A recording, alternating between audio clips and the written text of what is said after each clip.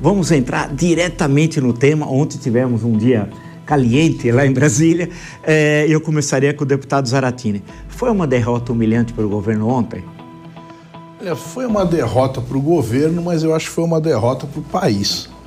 Porque esse projeto que foi derrotado, foi anulado, o decreto feito pelo presidente, é um decreto que foi negociado com a Câmara e com o Senado.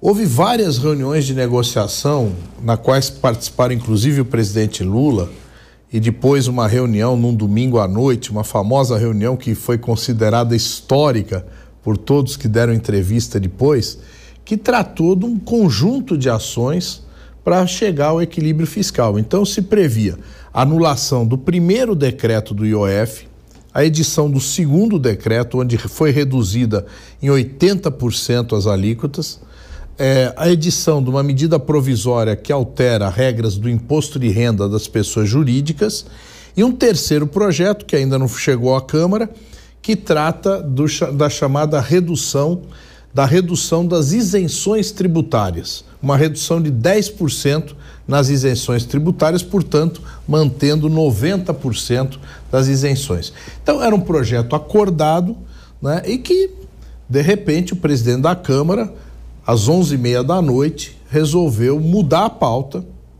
É bom lembrar que na semana anterior o presidente publicou a pauta, disse que os deputados estavam dispensados de ir a Brasília, poderiam participar virtualmente e simplesmente mudou, a Câmara vazia, né?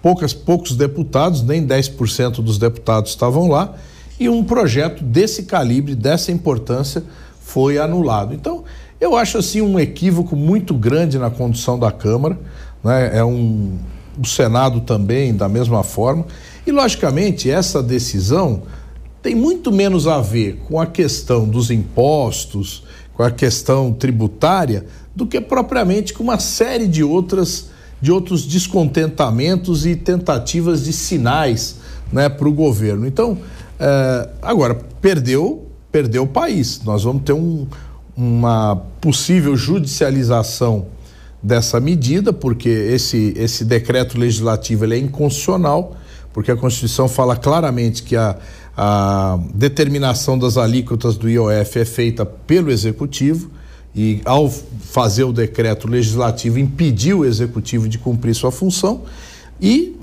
alternativamente a isso, se não fizer isso, o governo, ele vai ter que fazer um contingenciamento entre 10 e 12 bilhões de reais, reduzindo recursos da saúde, da educação, num momento tão importante como nós estamos precisando agora, que esses recursos estejam à disposição do povo. Deputado Cezinha Madureira, o PSD, quase todo ele, se não todo, votou contra a proposta do governo. Como as suas considerações e por que o PSD tomou essa posição?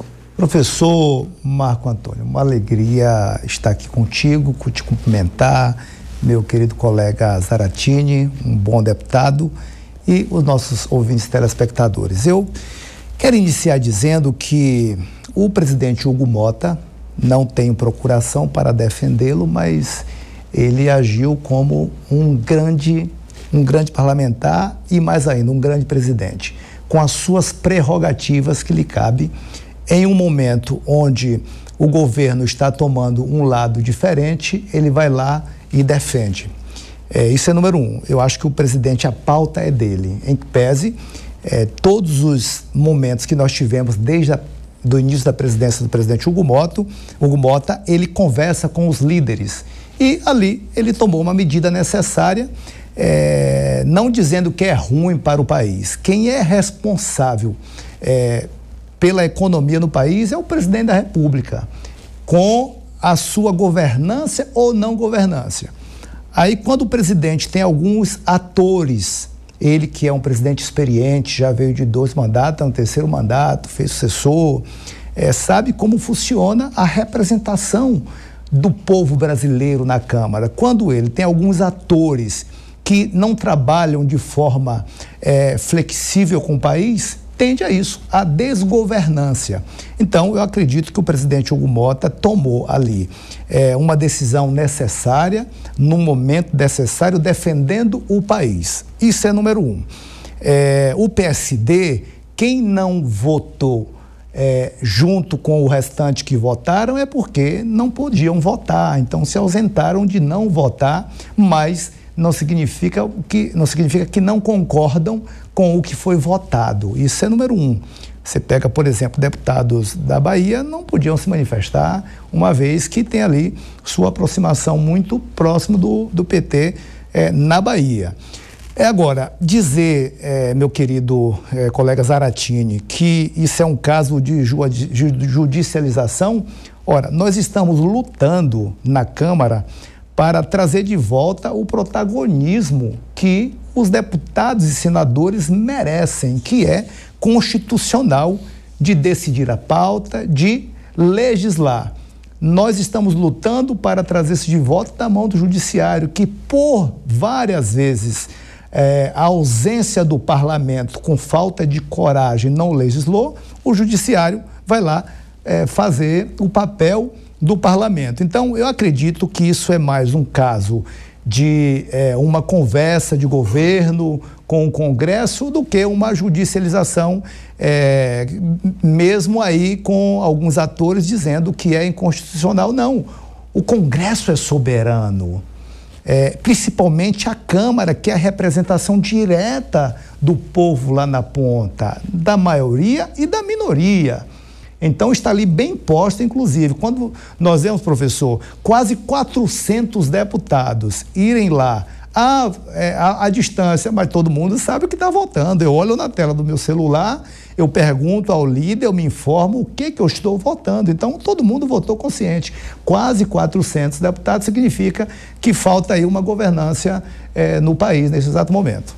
Eu passaria para o nosso convidado remoto, Cristiano Noronha, no campo da ciência política. Cristiano, como é que é possível avaliar não só essa votação, claro, mas o contexto que envolve essa votação e o momento do governo Lula e de suas relações com o parlamento? Bom, Vila, o próprio deputado Zaratini reconheceu que essa votação ela vem de um contexto de uma relação tensa que está estabelecida com o presidente Lula praticamente desde que ele assumiu o cargo, embora a gente tenha visto algumas sinalizações do Congresso também de apoio importante a algumas pautas do governo. A própria PEC da transição foi o arcabouço fiscal foi outro, a reforma tributária também que foi aprovada. Enfim, o Congresso fez alguns gestos positivos, mas o ponto é que o governo ele não vem cumprindo com alguns acordos no legislativo. Dou alguns exemplos, né?